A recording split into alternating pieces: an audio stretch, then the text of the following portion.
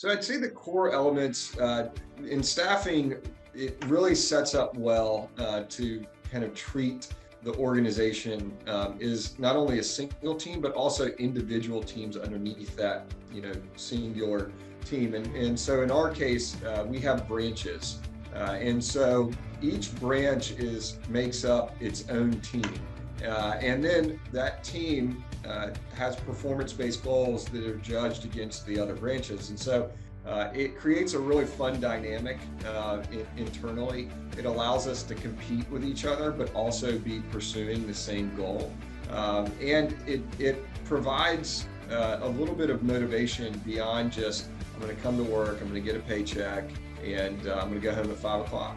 And so that's really, I think, one of the differences that we have is just the internal competition that kind of, in a weird way, helps to build camaraderie amongst all the different branches that we operate. Welcome to Grow Think Tank.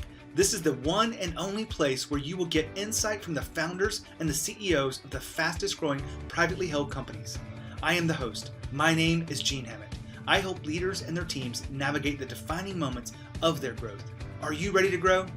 Today we look at a team atmosphere. What does it take to create a culture where people feel like they're on a team? They have common objectives. They understand how to keep score, and all of those happen. Well, I'm probably telling you a little bit more than I should, but inside this episode, we unpack this team atmosphere from the lens of this sports-based fundamentals.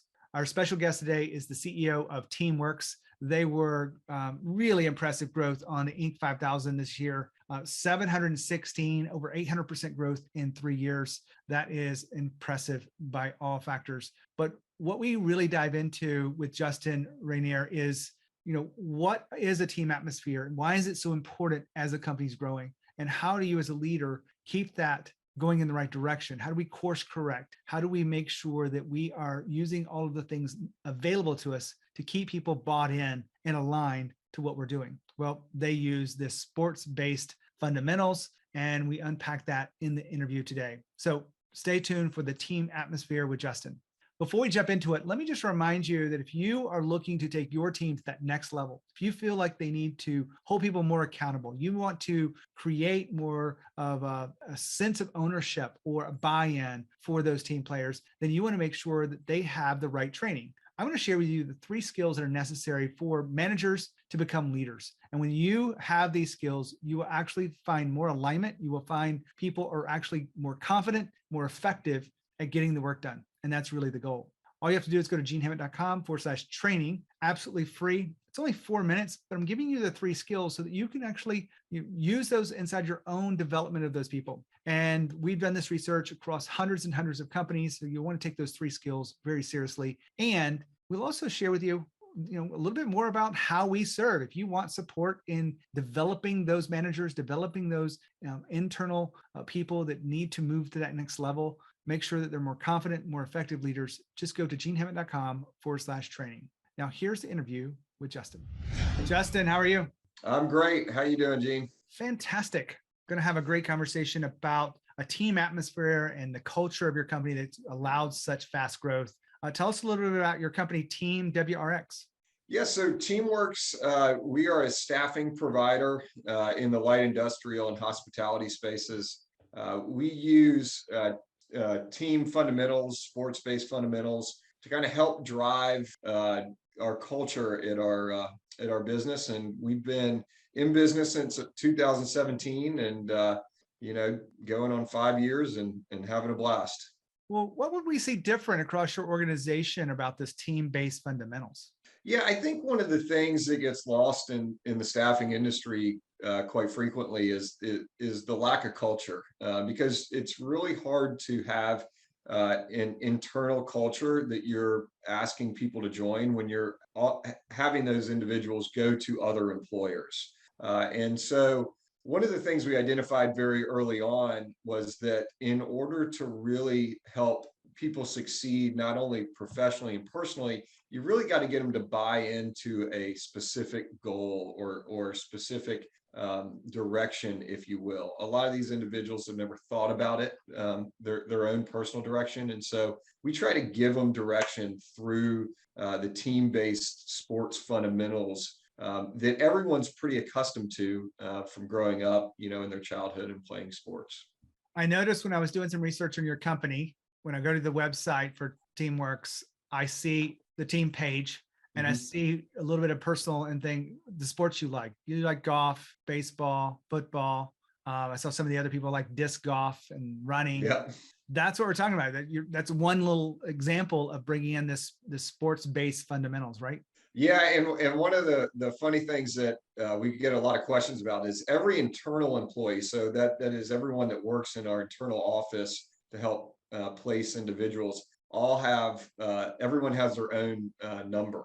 So when they get hired by us, they have to tell us what their athletic number is, and that gets translated on their signatures. They wear it on their shirts. So it's kind of, one of the little things that we do to help kind of bring everyone into our culture when they first start with us. What's your number? I'm 12. It's my old soccer number. All right. I knew it had a significance behind it. What else would we see? I'm imagining different structures inside of meetings, because I've heard and I've read the Great Game of Business. Have you read that book? Yep. Where they talk about, it's got, everyone understands the rules, everyone understands the objectives, and we know how to keep score so that we can get there. Is that what you're adopting this from? We've taken cues from a lot of different resources. Primarily it came from our own experience in business.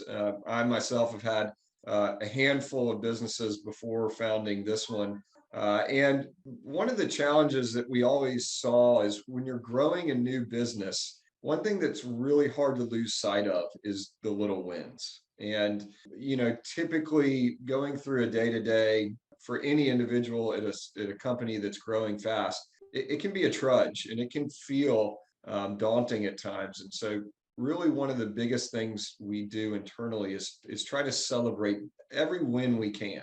It's a major part of our culture. And so we really founded our team atmosphere on that one premise, is that we are going to make sure everyone enjoys coming to work and everyone is celebrating the success that they have, both professionally and personally. This team atmosphere is another one of those areas where we feel like your company is doing something different than others. What are the core elements of the team atmosphere? So I'd say the core elements in staffing, it really sets up well to kind of treat the organization is not only a single team, but also individual teams underneath that, singular team. And so in our case, we have branches. And so each branch makes up its own team. And then that team has performance-based goals that are judged against the other branches. And so it creates a really fun dynamic internally. It allows us to compete with each other, but also be pursuing the same goal. And it provides a little bit of motivation beyond just, I'm going to come to work, I'm going to get a paycheck, and I'm going to go home at 5 o'clock. And so that's really, I think, one of the differences that we have is just the internal competition that kind of, in a weird way, helps to build camaraderie amongst all the different branches that we operate. Now, I'm a competitive person. I bet you probably are too. You played soccer. You love Roll Tide. And you hate it when they're not performing as you think they should. But what do you do with employees that aren't really into the sports kind of metaphors and things? They don't really understand the language of sports.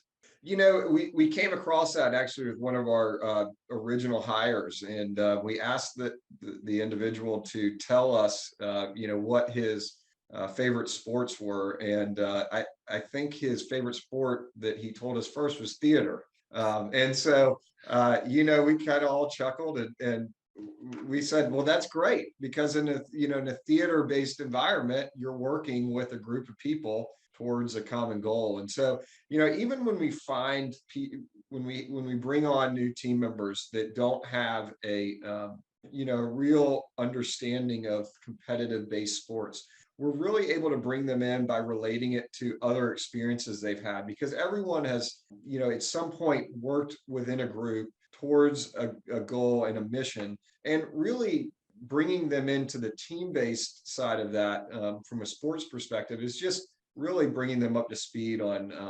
the definitions and the terminology that we're using internally, which is a pretty light lift. It's more about bringing people in with the understanding that they are working with a group towards a common goal. Justin just talked about getting people on a single goal.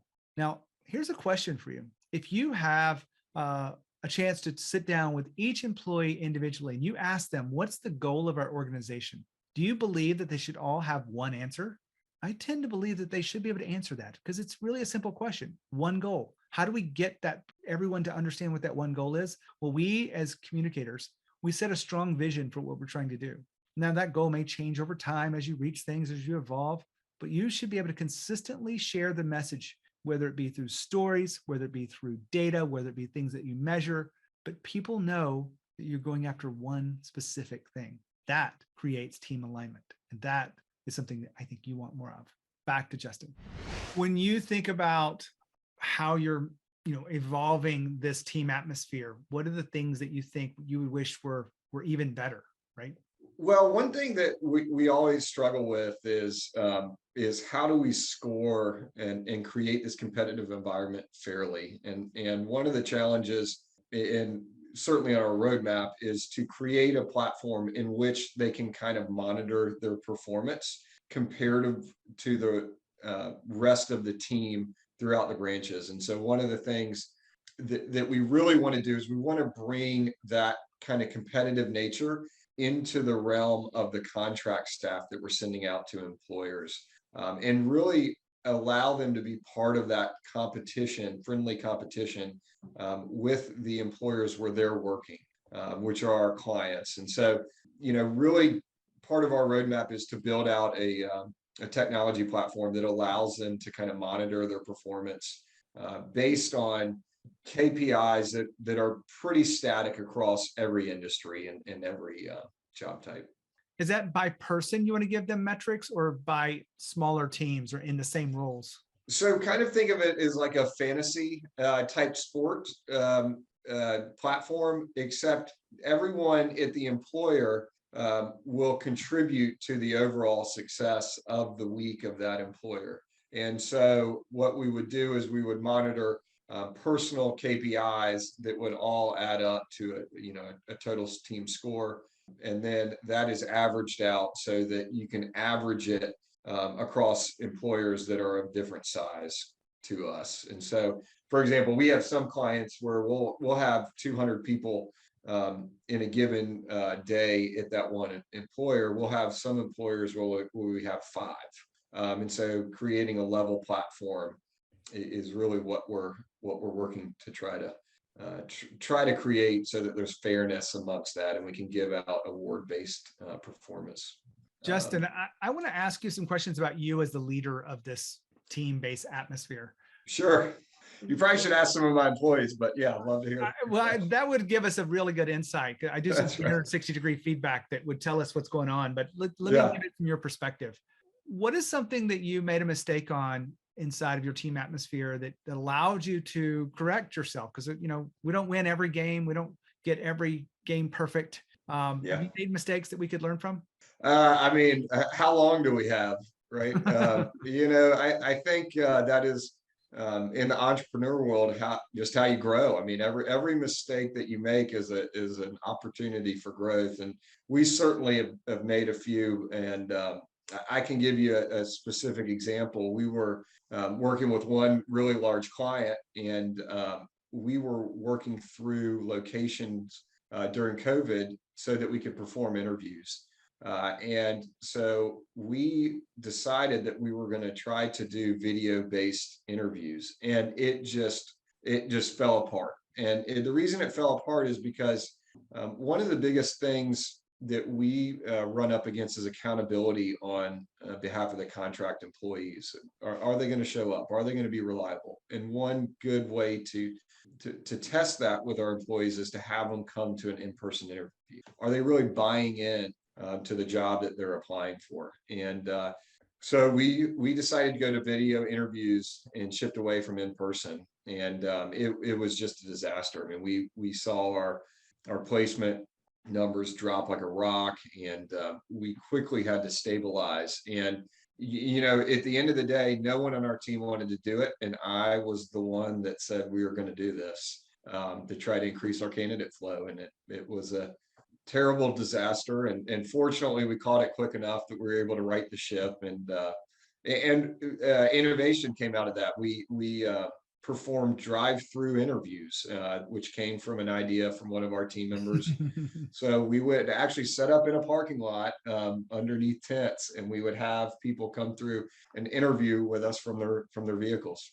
That is innovation right there, because never heard of that. But given the fact that you've got, to hire 50 or 100 people, or maybe sometimes bigger in some of your contracts, you've got to move through them quickly. And that's a pretty ingenious way to do it.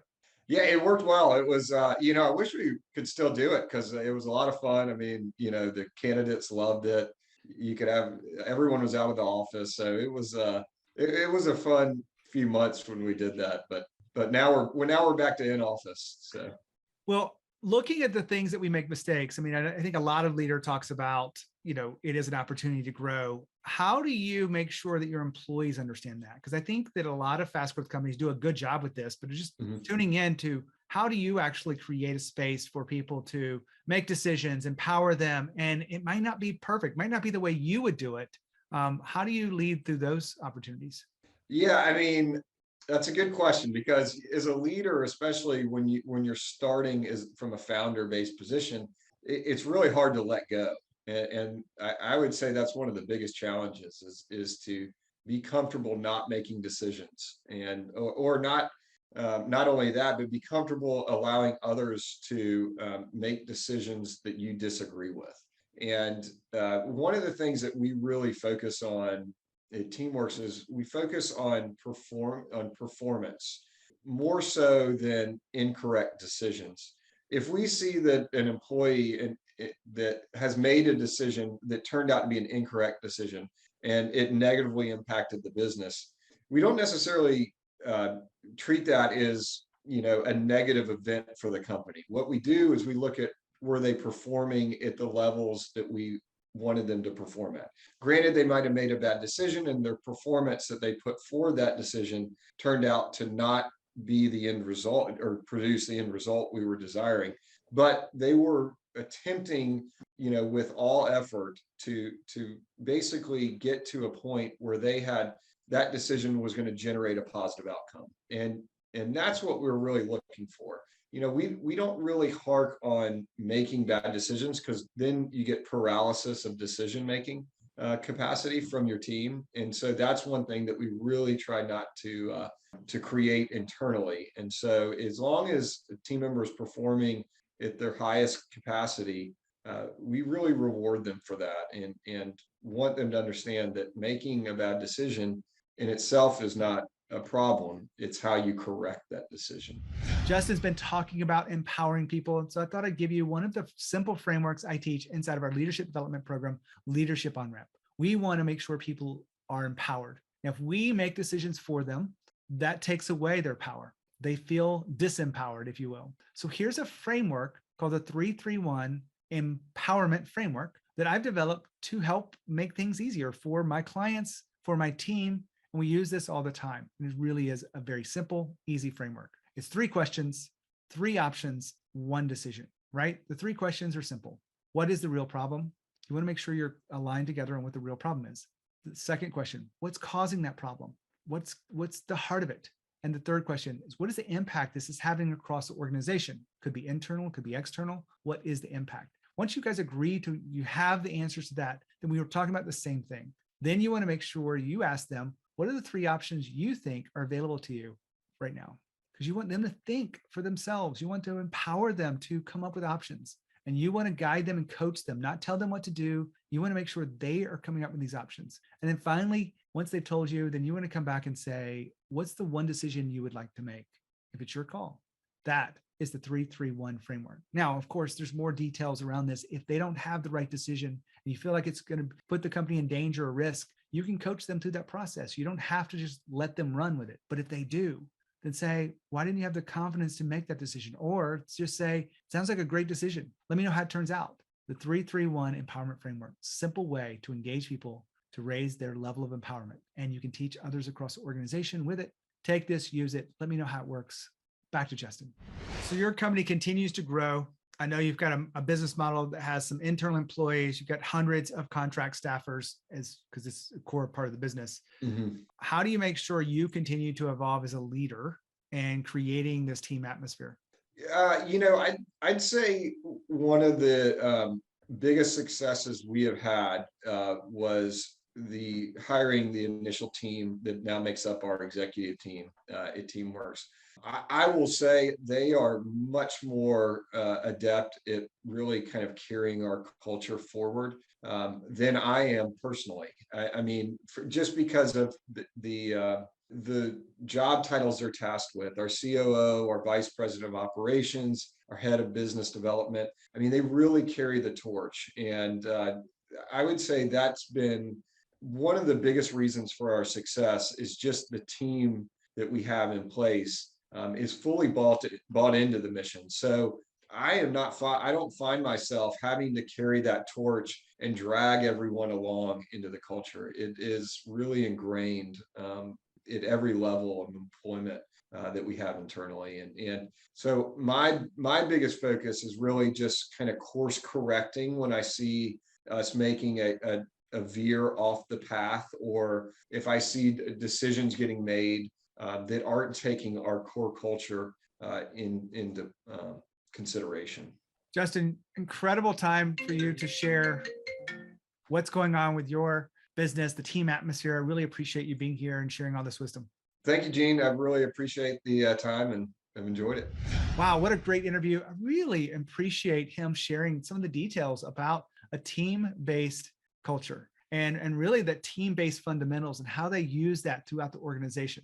A team atmosphere really will give you a lot of things inside the company. You will have people that will be more collaborative, people that will trust each other. This is what happens inside of teams.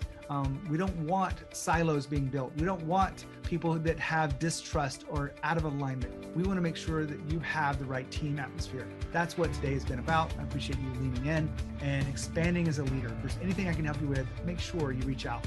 And when you think of growth and you think of leadership, think of Growth Think Tank. As always, courage. We'll see you next time.